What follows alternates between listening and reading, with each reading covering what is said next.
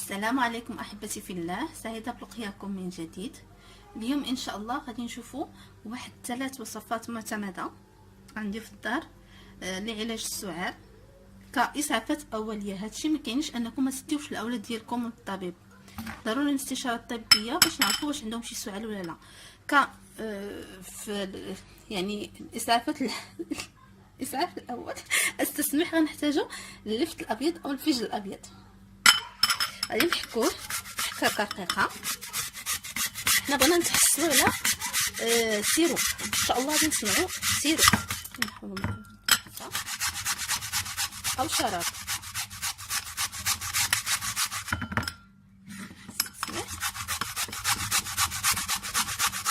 غادي نستمر في الحكام ديالو حتى نكملها كامله ان شاء الله. كيف كتشوفوا من بعد ما حكينا اللفت او الفجل الابيض غنضيف عليه السكر سنيده ربع ملعقه. هو كيف غتشوفوا مع المده راه غادي يبقى هو براسو غادي يطلق واحد السائل او السيروب. نحركو بملعقه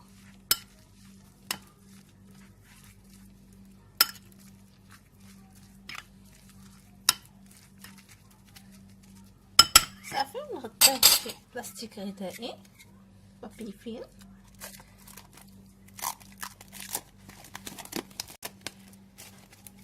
نحطوه في البلاكار ديالنا ولا اي بلاصه مده ساعتين حتى يطلق مزيان، ونصفيوه ونعطيوه لوليداتنا حبذا، او اننا نعطيوهم لهم في الليل باش ما تجعلش عليهم الكحه او السعال.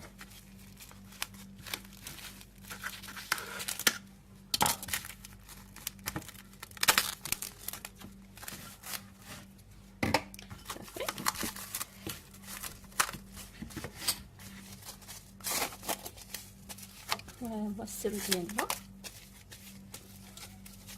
نخلوه مده ساعتين على ما يطلق مزيان، وكيف قلت لكم نصفيوه ونعطيوه لوليداتنا معلقه قبل النوم او قبل الغداء او العشاء. ما عندوش مشكل قبل الغداء قبل العشاء لانه طبيعي. لاستيس الثانيه اللي كنعتمدها هي اننا كنجيبو تنبخروا الدار بالزعتر. تشوفوا بالزعتر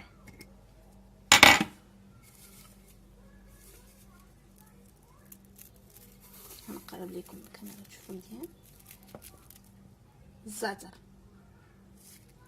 علاش هاد لاستيوس؟ علاش غنبخروا الدار بالزعتر؟ باش نمنعوا، هو سبحان الله العظيم كيمص الجراثيم ملي كتكون متواجده في الجو ديال البيت، انه تحبس من انتقال العدوى من شخص لاخر، يعني كنحميو افراد العائله من السعال. هذا هو لاستيوس الثانيه. غنرجعوا من بعد ونشوفوا لاستيوس الثالثه ان شاء الله.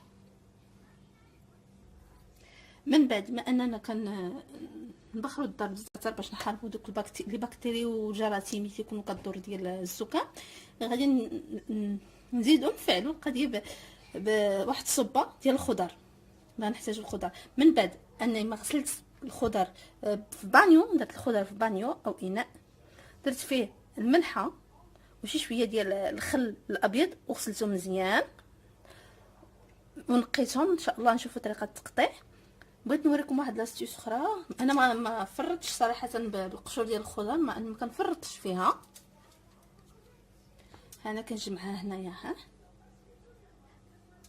بعد ما انا غسلناها كنجمعها في هذه الصينيه، نغطيوها بشي زيف حياتي او شي زيف اللي غتدخل منه اشعه الشمس، ونحطوه في السطح حتى يكرموا ليا مزيان. غنوريكم اش غنديروا به في حالات اذا ما كانتش الشمس، بحال الناس اللي عندهم مناطق فيهم الشتا يقدوا انهم يدخلوه للفران. منين يطيبوا الخبز يطفى الفران، يخشيو هاد الخضره هذه حتى انها تيبس ليهم ويخرجوها. وتقدروا تزيدوا تضاعفوا الكميه. المهم فيما لقيتو خضره جمعوا القشور ما ترميوهش. ان شاء الله نوريكم الطريقه. دابا غادي ندوزو للصوبه. غنقطعها يعني عشوائيه.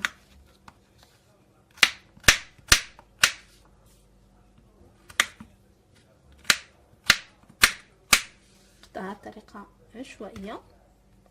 انا غنستعمل ثانيه، تقدروا تستعملوا جميع الخضر اللي عندكم في الدار. انا صراحه هادشي اللي عندي، هادشي عطا الله. ندير القرعه الخضراء او الكوسه، بطاطس، طماطم، القرعه الحمراء، جزر، بصل. وحابه انكم تكثروا من الجزر لانه هو تيجيب لا سوب او الشوربه تيجيبها عاقده وتيجيبها لذيذه. طماطم والبروكولي، تقدروا تضيفوا باقي الخضر اللي عندكم، واللفت الابيض او الفلفل الابيض. نستمر في التقطيع ونرجع لكم ان شاء الله. من بعد ما قمنا بتقطيع الخضر، دابا غادي نديروا البهارات او التوابل. غادي نستعمل عطريه ديال الدجاج الا بغيتوها، الا كنتو مهتمين بالامر قولوها لي في الكومونتير غادي نحطها لكم، ماشي مشكل. عطريه ديال الدجاج، تقدروا ديروا حتى عطريه اللحم او اي نكهه، تفاداو لا يعطيكم ستر داك الكنور. غادي نحتاج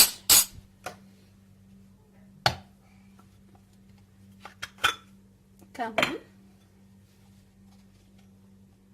ملعقه كمون. كمون راه مفيد.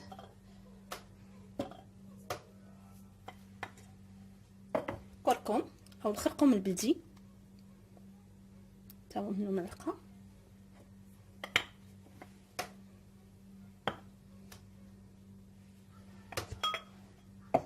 زنجبيل او سكينجبير تا هو منو معلقه، يعني معلقه من كل مكون من البهارات.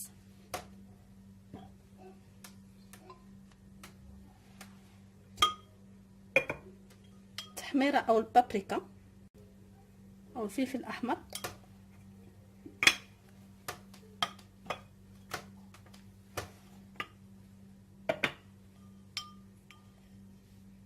ابزار او فلفل اسود القليل، هذا راه مشهد عندي على حسب واش مشهد عندكم ولا لا. ندير انا غير شويه باش ما يجيش حار بزاف.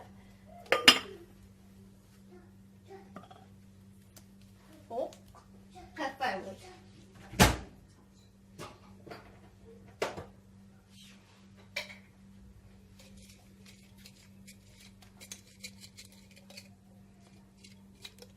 كرفره مفيده للبرد.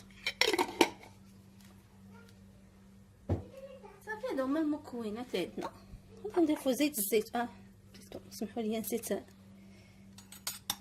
الملح. الملح حسب الذوق، تبقى دائما حسب الذوق وعلى حسب الملحه واش مجهده ولا مجهداش. كاينه شي ملحه كتكون خديري شي شويه كتقر، وكاينه خصك تزيدي. وزيت الزيتون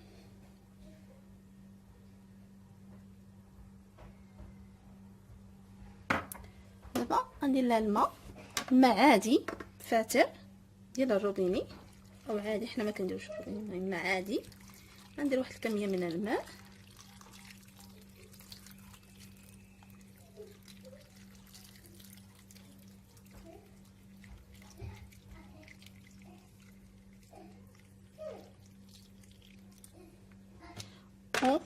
نديرها طيب. من غطيب غادي نطحنها، ما غاديش يبقاو هاد المكونات هكا، ونمشيو ان شاء الله نخليوها طيب حتى نرجعوا لكم باذن الله تعالى ونشوفوا الشكل النهائي. رجعنا لكم احبتي في الله من جديد من بعد ما دازت ساعتين على طرقات ديال هذا الفجل الابيض او اللفت البيضاء. ان شاء الله دابا غادي نصفيوها بهذه الطريقه. ملعقه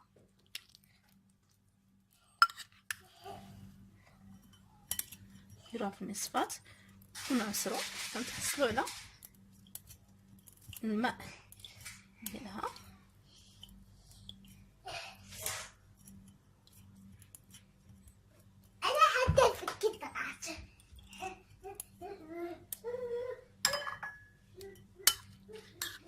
نعاودو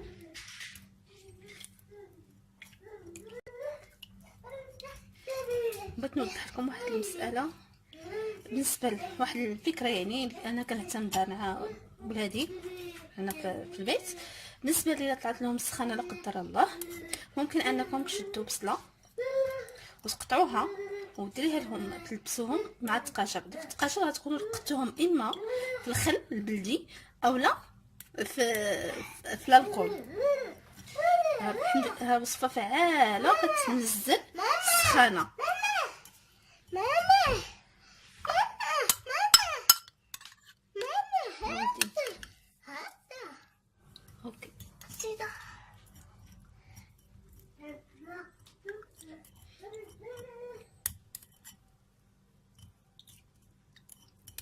كتشوفوا ولدي مسكينه نزكى ملي كنصايب هاد الوصفه، وحبيت انني نشاركها معكم لتعم الافاده.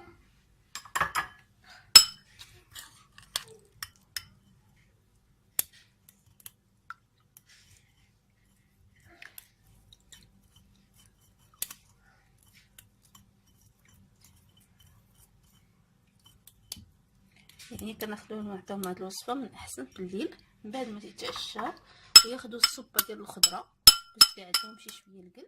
ولا شفتوهم، يعني كندير لكم عن تجربه، ولا شفتوهم مساكن مع السخانه كتسخسخ وداك الشيء تيوليو مساكن مرخيين، حاولوا ما امكن انكم تحكوا بصله حمراء وتحكوا معها التفاح وعطوها لهم ياكلوها. واخا ما يبغوش حاولوا توكلوها لهم بالسيف، راه كترجع شويه القلب وكتخلي الانسان ميبقاش سخفان.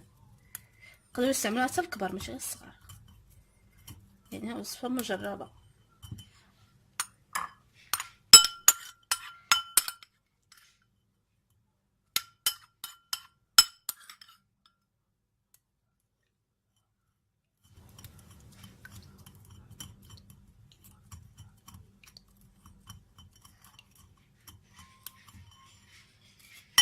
هذه هي العصاره او السيرو اللي تحصلنا عليه.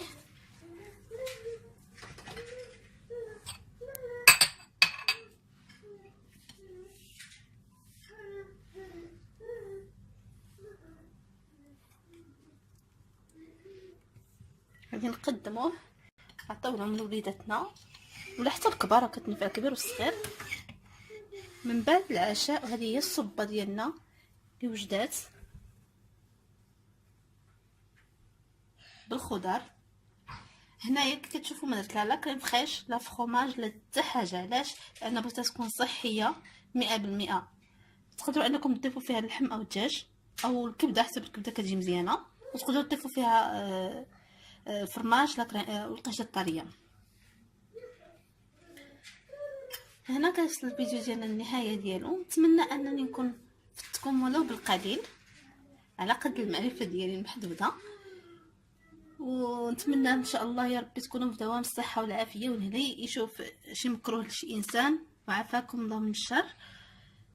نضرب لكم موعد قادم ان شاء الله، فيديوهات قادمه. نتمنى من الله ومنكم انكم تبارطاجيو هذا الفيديو بين الاصحاب ديالكم والاقارب ديالكم، تعملوا لي لايك، ما تبخلوش علينا بلي سبسكرايب ديالكم اللي مازال مشترك في القناه، وما تبخلوش علينا بتعليقاتكم او حتى انتقادات ديالكم، علاش لا، لضمان الاستمراريه والاعطاء المزيد والمزيد. استودعكم الله الذي لا تضيع ودائعه. ان شاء الله ربي يحفظكم من كل شر ويشافيكم ويعافيكم المريض. مع السلامه.